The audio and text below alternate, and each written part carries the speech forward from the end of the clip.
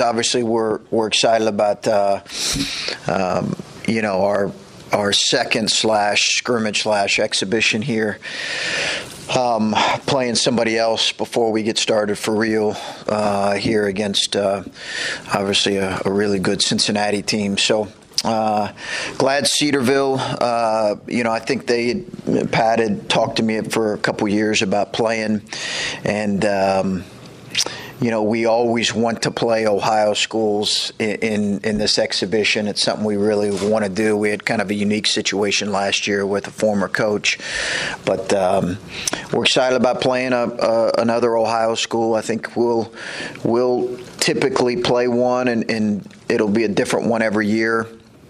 Pat does a great job. He's got a veteran group, a Division II team that I think's picked third or fourth in their league, which is a really good Division II league. So they have some veteran guys coming back off of a team that won over 20 games last year. So, it's a team that is, I know, going to come in here.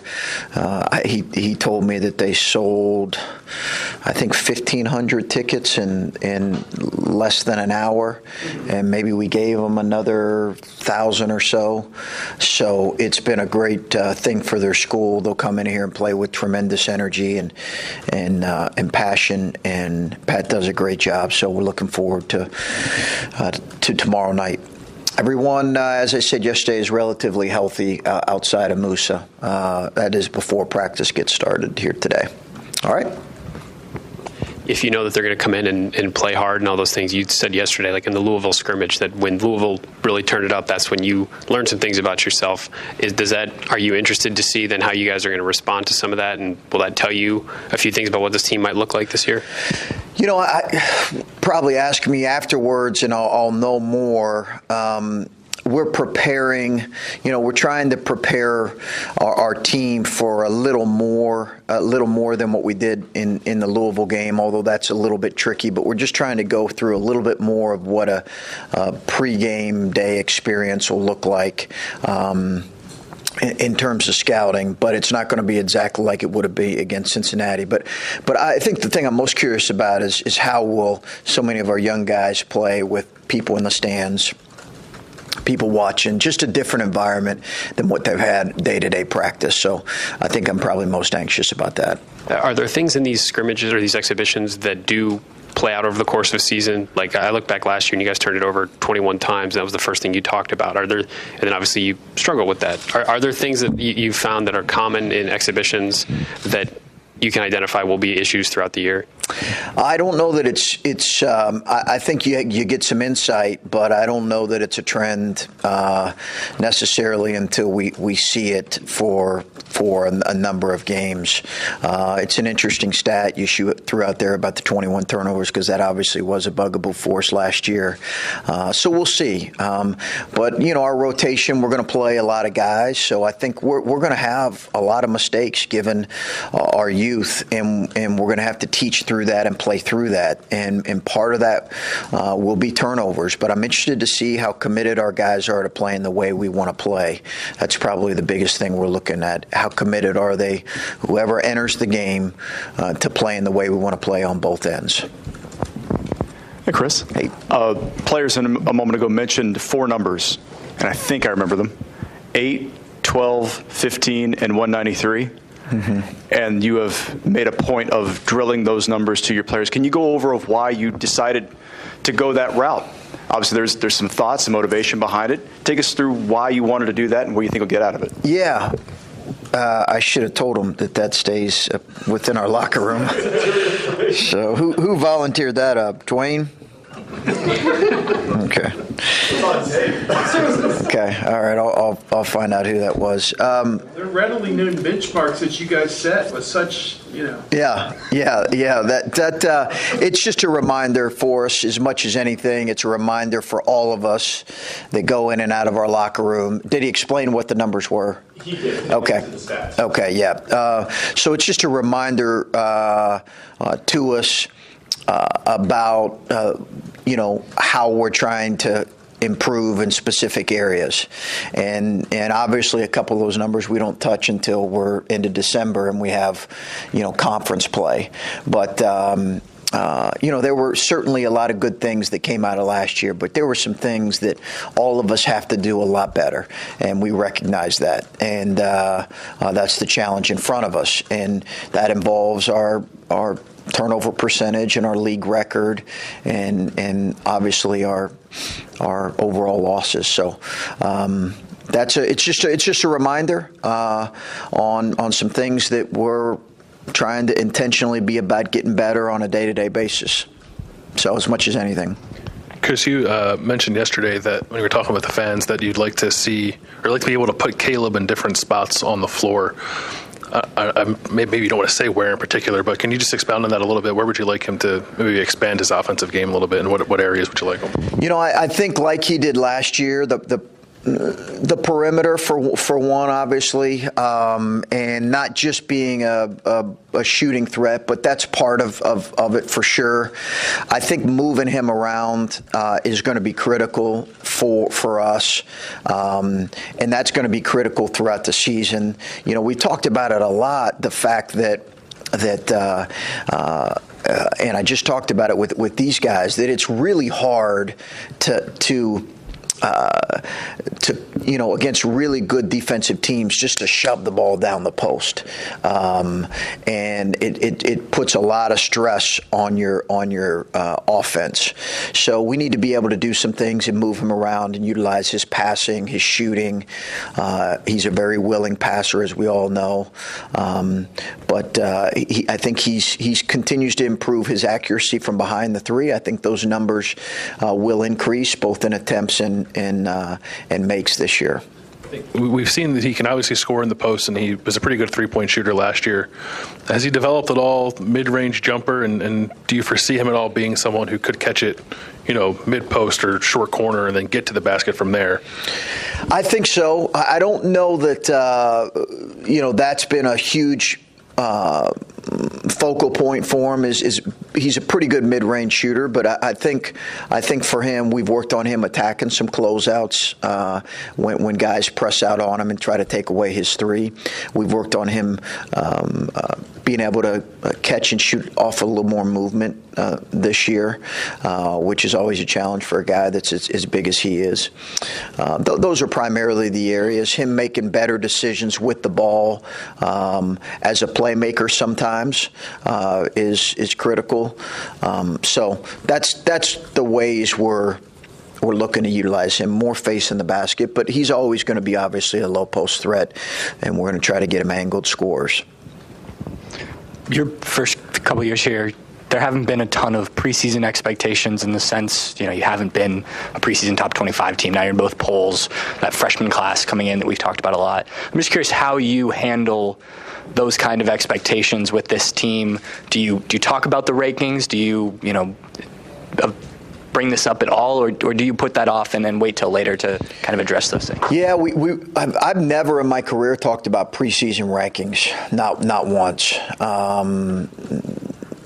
Really good or bad, but certainly if you're ranked, just because they're based on things that your group in its entirety has not actually accomplished, right? Our group, as this is comprised, it's all presumption more than anything. So we've not addressed it. We've not talked about it at all, nor do I think we will. We've been obviously nationally ranked both years we've been here. So when we haven't really talked about it then either. I think all our focus has been on is getting better and then improving as the year goes on, and trying to find a way to get better as the year goes on. So it's not really anything that's been addressed, and I don't think I'll change in how we go about it. They probably are aware of it to some degree, or maybe more than to some degree. But I think even players nowadays understand, even players themselves understand that it's relatively meaningless. Because the reality is when you look at last year's AP and coaches poll, 5 teams were ranked in the preseason top 25. 5 that either had losing seasons, none of them made the NCAA tournament. 2 2 of them had losing seasons. 3 of them, I think, made the NIT and were bounced after a round or 2. So it's a lot of speculation. Once you get beyond really the top 5, maybe top 10, it's pretty much speculation for all those teams. The three-point line's been a conversation, but now you've gotten a chance to see it in the scrimmage. You've seen some practices, and how has that, I guess, affected your team and whether that, their ability to shoot this year? It'll be interesting to see. I don't know what kind of effect the increase will have. I think you'll see percentages take a slight dip. I do think that, but I don't know, to what degree. I don't know. What I said yesterday when I was asked a similar question was, okay, probably those guys that shoot, that have maybe been 20%, 25% three-point shooters might be more reluctant to take them, and their coaches might be a little more suspect in utilizing them. But the guys that are three-point shooters, you're trying to increase their efficiency and their percentages. Perhaps guys that use their legs a little more. For our case, Luther Muhammad will be something we'll kind of watch throughout the season. But I think you'll see lower percentages across the board, but I don't know how dramatically. Does it look like your players are kind of conscious of that and the times that you've seen it? Yeah, certainly. And I think players have always shot it a couple feet behind the line. So now if you shoot a couple feet behind the line, you're shooting an NBA three-pointer. So we've probably done more in practice talking about getting up to the line now because of the increase. As before, it was relatively within their range. Now, if you take a couple, if you get a couple feet behind, you're approaching the NBA line, which is a harder shot for a lot of people. And then lastly, last year you had 4 consistent starters, but you never really found that consistent last 5 guy, whether it was because of injuries or whatever. I guess in the practices and in the one scrimmage you've had, have you kind of keyed in on who that 5 may be for this season? No. I think it'll be pretty fluid throughout the year outside of a couple guys, but I could see it being relatively fluid throughout the season just because we're still, learning so much about our team. I think it could be, you'll see some fluidity with that. Chris, the NCAA Board of Governors is permitting players now to benefit from their name, image, and likeness. What are your thoughts on that move? I like it. Yeah, I like it. I think that there's been a lot of, the NCAA is a pretty easy target, right, for everybody, and I think we all get that. That they've become this target for everybody, and people forget that, we're all a part of it. But I think that what they have done and what the people in charge have done in the last couple years in terms of cost of attendance and eliminating some of the silly things in terms of the limitations on food you can provide for your players have all been really good. I think we all recognize this is just a matter of time for this to get done, and some could say it's long overdue. I've, like most of my colleagues, I'm in favor. I think it's a good idea. How it works and how you make it work in terms of teaching your guys about filing taxes and all those kind of things that are going to go along with it. There's a lot that goes into it, but I'm glad this is a good step. You talk about the people in charge. It's Dr. Drake, that's the chair of the board that made the move today. Has he ever touched base with you on this, or is he someone you touch base with at all on issues like this? No, I've not talked to Dr. Drake specifically about this, but I have talked to Gene a number of times about this, and Gene's playing a significant role in this, as we all know. So Gene and I have had multiple conversations, and he's really kind of, as a matter of fact, we just talked yesterday. He's kept me in the loop about some of the changes that are coming, and he's helped me understand the complexity of it, which, again, probably people aren't always willing to listen to, but he's helped me understand the complexity of it for sure. The 8-12-15-193 thing came up because of the 193, and I know that you have 2 new point guards who are going to play a big role. Where you are right now, it's a week from the season, where are you in your mind, where's this team in terms of turnovers? We're not where we need to be. Yeah, we're not where we need to be across the board. We had 19 against Louisville, 12 assists, 19 turnovers. We're not where we need to be. So I wish I had a better answer. I've said that I think in some ways last year's group, probably because it was a little bit older, was a little bit further along. So we're just not where we need to be yet when it comes to that. Do you have a reason of why you think you're not where you need to be right now? Is it youth, is it inexperience? Yeah, we have played a lot of young guys. We're playing a little bit of a different lineup with. I think when I say young guys, I think our sophomore guards are growing into some really important roles, and I think that's going to determine a lot about our season. Obviously, we also have 3 of our 4 guards are freshmen or sophomores. So I won't put it all on them because it's not been all on them. It's been across the board. We've had some good moments in practice, but we're not where we need to be. And then E.J. Liddell, I think C.J. Walker had mentioned that he's someone who we've all talked about Caleb's body change in the offseason, but since E.J.'s got to campus, whether it be diet, work, he's gotten in better shape. Have you seen that, and how does that change how he is on the court? Yeah, I think for him, I think it's improved. It's not where it needs to be right now, or not where it needs to be moving forward, but that's to be expected of a freshman. But it's improved.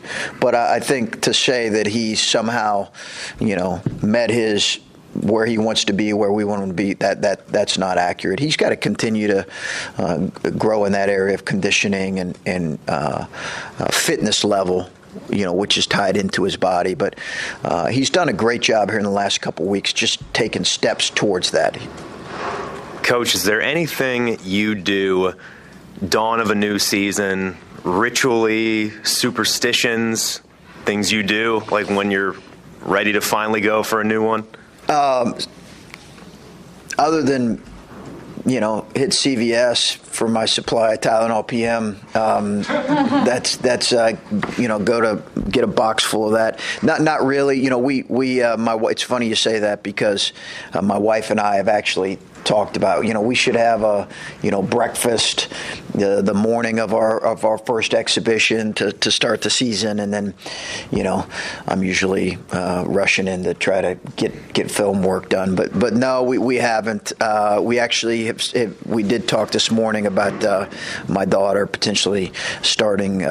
She's 9, and I think she may start a tradition of day of the first game wearing a jersey to school. So if we can talk her into that, that'll be our first tradition. Go ahead.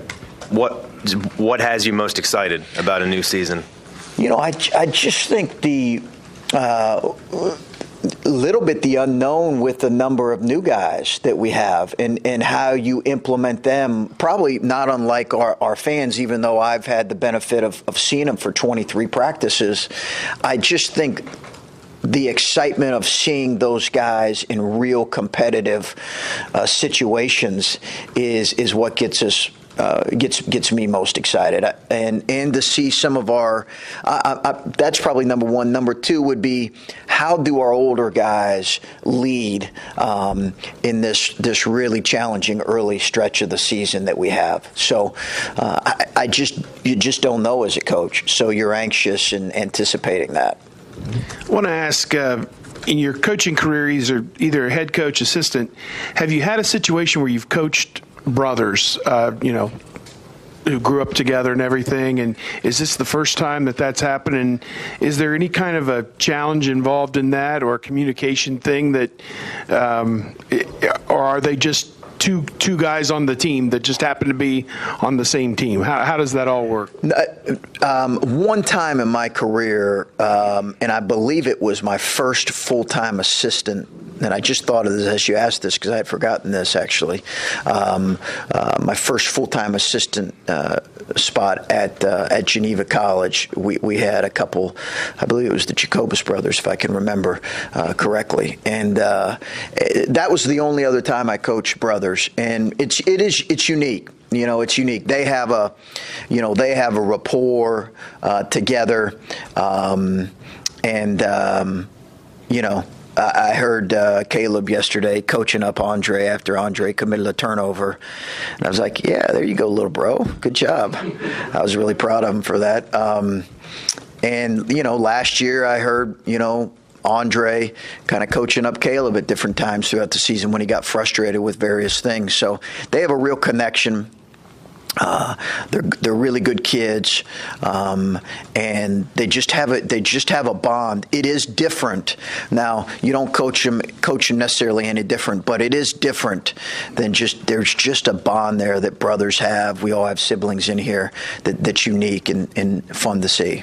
Yeah, the ball figures to be in their hands quite a bit. I mean, it's two of the senior most experienced guys, and for with their family ties and everything, what this means for them, with their dad having played here, and them living here their whole life, hearing about it, do you sense that this really does mean something extra special for them to be part of this whole tradition? Absolutely. Yeah, I do. I think it means something for them to play at Ohio State. Absolutely. I think to play where their dad played. I think to have the opportunity now to play together for 3 years means something to them. There's no question that means something. And I don't even know if they'll have the full appreciation for it until they're 10, 15, 20 years removed from it. Just like none of us do at that age. We don't fully appreciate the experiences that we have. But I would have loved to play with my brother. He wasn't good enough to play on my team, but I would have loved to have played with him. I didn't get that experience. So they'll be really happy once they finish this thing up. Chris, would you be surprised to hear that CJ knew or had counted like the 500-some days that it has gone between the time that he's played in games? CJ Walker? Yes. No. We go to his locker. Do you think we'll find like Shawshank Redemption style? Yeah, maybe. He's pretty eager. He's pretty eager to get out there. And I said earlier that guys our fans are gonna love once they get to know him. He's a tremendous kid and has provided just maturity and leadership that we've desperately needed with this group. But there's no question he's going to be really eager to get out there. You could even tell that last week against Louisville. He was excited.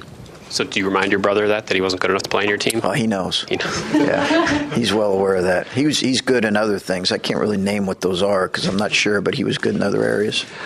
You mentioned obviously you're through 23 practices and you're going to figure out rotations and things like that. When it comes to maybe a redshirt decision on a guy or two, how much does one exhibition weigh against 23 practices?